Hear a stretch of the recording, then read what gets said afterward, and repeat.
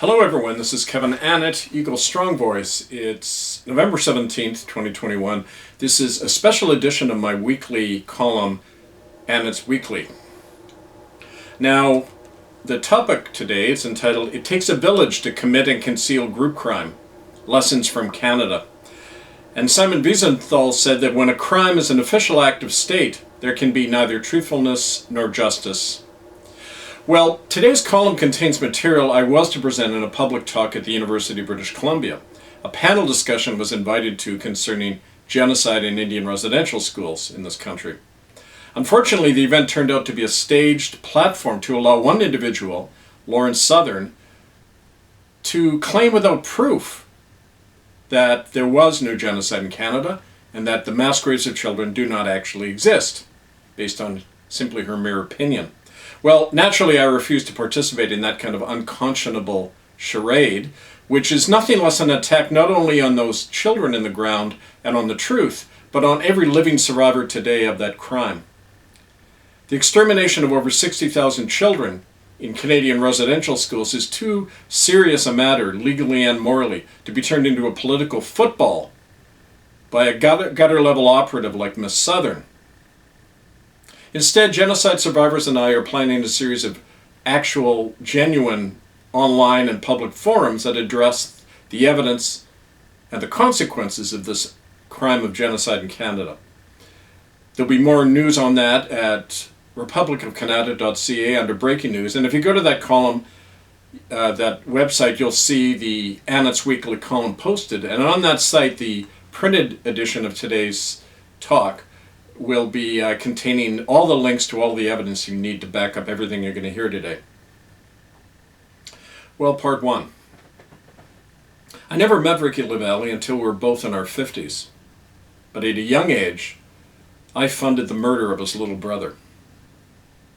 We didn't live that far from each other in southern Manitoba, but in Ricky's school outside Portage la Prairie, so-called residential school, half of the students died there every year from deliberately spread tuberculosis, starvation, and beatings. And when he and the other Cree Indian kids were transported to the United Church, it was to be raped and tortured and sold to wealthy men.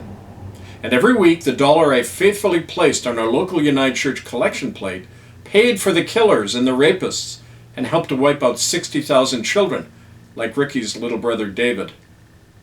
Along with a lot of other Canadians, that made me an accessory to a crime against humanity at a very young age. Well, I've given up trying to imagine 3 of the 6 rows of children in my own elementary school class dying every year, and being handed a shovel by my teacher and told to bury my dead friends and in secret and never tell anyone lest I be killed too. But that was the legal way of things in Canada for over a century, for as Ricky once told me, we thought that was normal for that many kids to die in school. They always had in my parents' and grandparents' time in residential school too.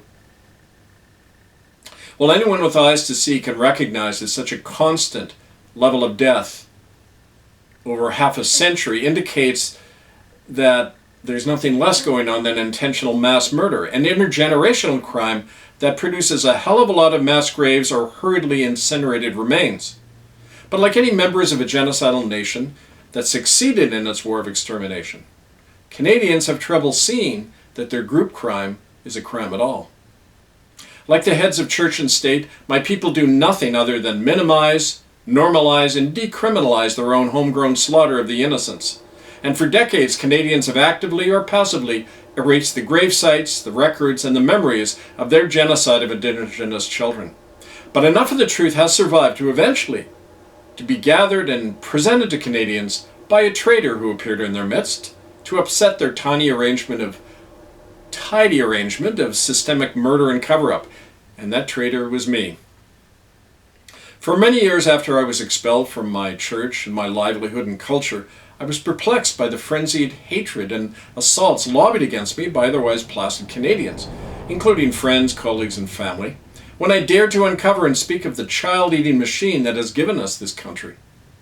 Back then, I still labored under the false assumption that genocide is some kind of aberration that is repugnant to us.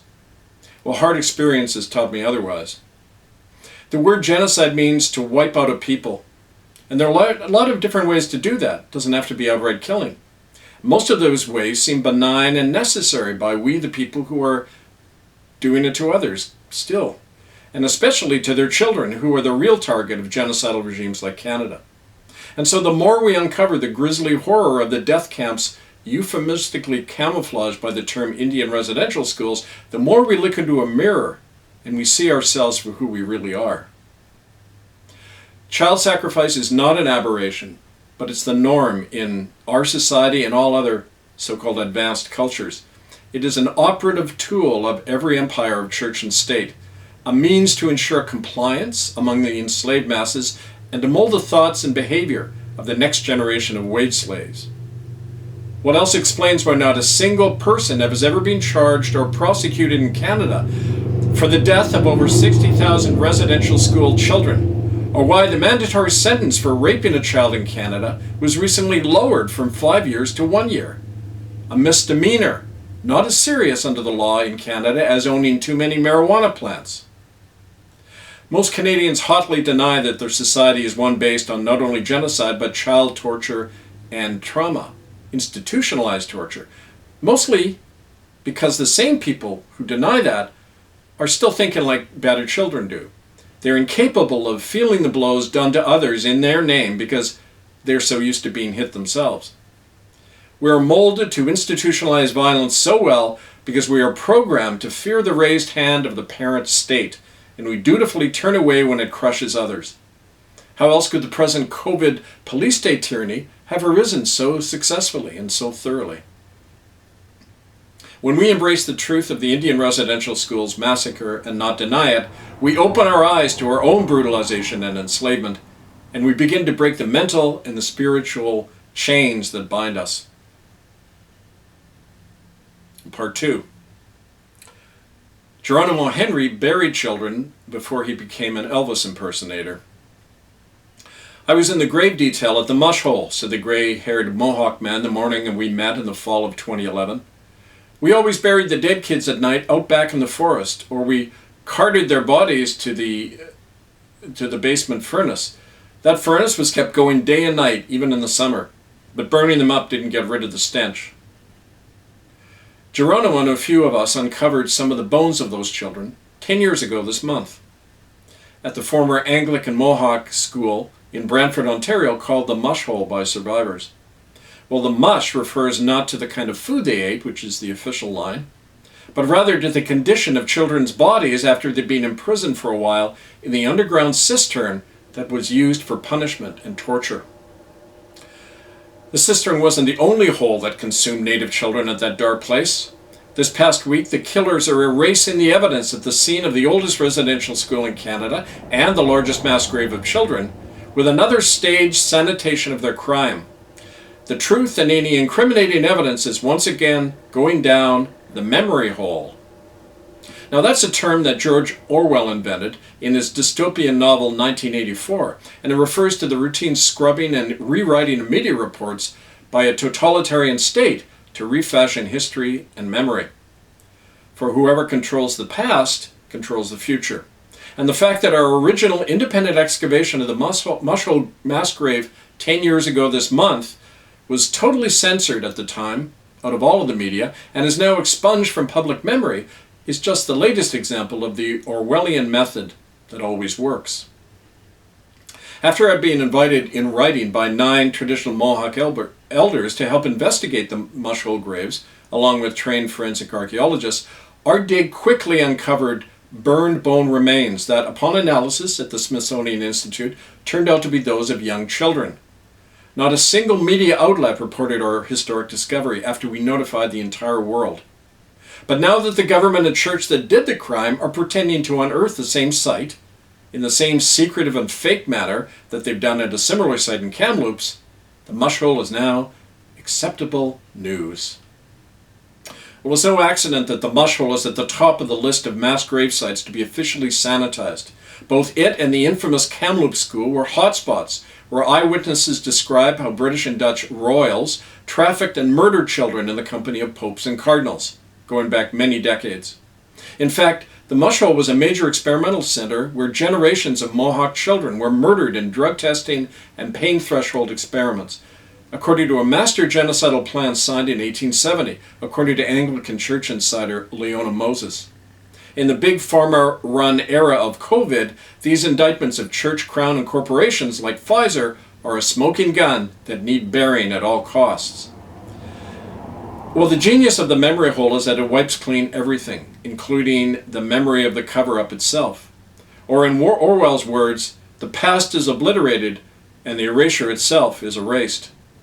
You will search in vain today for a single reference to our 2011 mush hole excavation or to the damning evidence we published from eyewitnesses like Anglican Church researcher Leona Moses, whose sudden death in a house fire in March of 2012 destroyed her and the files that she said would, quote, bring down the church and the Queen. Well, it's easy to brainwash an entire people, especially those who feel they have a vested interest in being mind-swabbed. But something more durable than flammable paper and corruptible human beings survives every act of destruction, and that's the truth itself. It endures every totalitarian regime, and like the dead, points a finger towards who and what is responsible, and who keeps doing it. All that it requires are living hearts and minds in which to take root.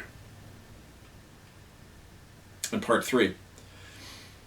Some of my more irate detractors are blinkered Canadian academics who demand to see more proof of our domestic genocide, like blindfolded cripples insisting on seeing daylight. Not even reams of official documents, eyewitness testimonies, forensic analyses, and court decisions will convince them. Well, I don't envy today's generation of students whose range of discourse and research material on any matter has been shrunk to the dimensions of an internet screen. The capacity to censor and constrict knowledge is now absolute. Most of our original evidence, news clippings, stories over a quarter century of our struggle to expose the Canadian genocide have been completely expunged from the internet.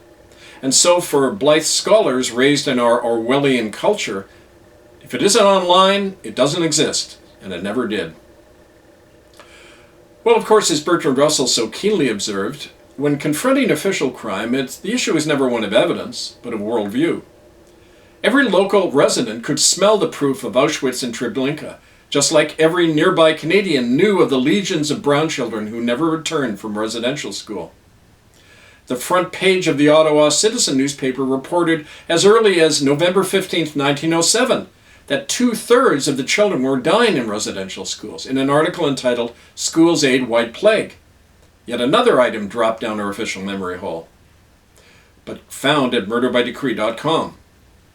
We all knew or suspected the crime over the years, but we didn't want to know.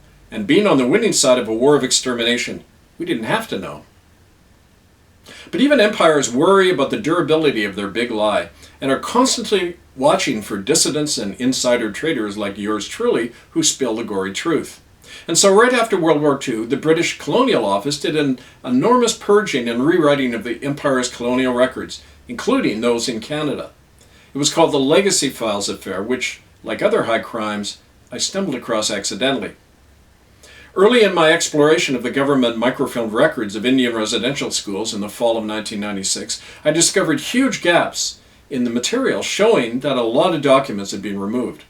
The clean sweep of their own archives was actually admitted eventually by the Canadian government in the spring of 2007, after our campaign and our occupation of churches forced the issue. As early as 1960, according to the 24-hour news service, April 25, 2007, by 1960, well before the schools closed, special document destruction teams were dispatched by the government to every residential school to, quote, erase evidence of crimes committed against First Nations people. Indian Affairs pulped accident reports, inspector reports, principals' diaries, and monthly and yearly reports by officials in targeted purges. Well, this organized purge went to new levels that same year in the form of the official whitewash called the Truth and Reconciliation Commission, which was established by the guilty churches and government themselves. The TRC had no power to subpoena documents, conduct a legal investigation, or even name the names of the victims or perpetrators. They couldn't even take down as evidence any reference to a dead childhood or a mass grave. Great investigation, huh? Well, at the time I saw this astounding self-exculpation as yet another example of Canadian duplicity, people trying to whitewash and exonerate themselves of their own crime. But in fact, these sordid crimes and cover-up of the crimes were not simply the result of local panicky church and government lawyers, but rather they came from the top of the heap, from the British Colonial Office themselves, through the aforementioned legacy files controversy. In a nutshell, when the British Empire began losing its colonies to independence movements right after World War II, a lot of sordid evidence began appearing about how widely the British had committed war crimes, genocide, and atrocities on their colonized people. Over 200 meters of such damning records was held in the British Foreign Offices in Hanslope Park, Buckinghamshire, according to a series of Guardian articles that were published in 2012. So the British Home Office ordered that any documents reporting murder, genocide, torture, and other crimes by soldiers, officials, or church missionaries were to be destroyed and replaced by fake documents of the same incidents to make the British appear benign and humanitarian. These new fake accounts of British history were known as the Legacy Files, and its clean-up and cover-up applied to every British colony and dominion, including Canada. According to one of the Guardian articles, even the documents that were not destroyed were kept secret to protect the British government's reputation and shield them from litigation. They were never to be revealed. Well, the Legacy Files and their counterpart efforts in Canada that I discovered in the censored residential school documents show that one cannot trust any official account of crimes by church and state in Canada. And yet those doctored and whitewashed accounts is all that scholars and government and the Canadians rely on for their knowledge of our domestic war crimes against Native children. Well, I suppose we shouldn't be surprised at all by this kind of big lie, knowing who and what we are. Nor is it a coincidence that during the same year of 2011 that the Legacy Files were uncovered, our independent excavation of the Mushhole mass grave by the Church of England was sabotaged and censored. And I was deported from England without cause while seeking Mushhole records in London.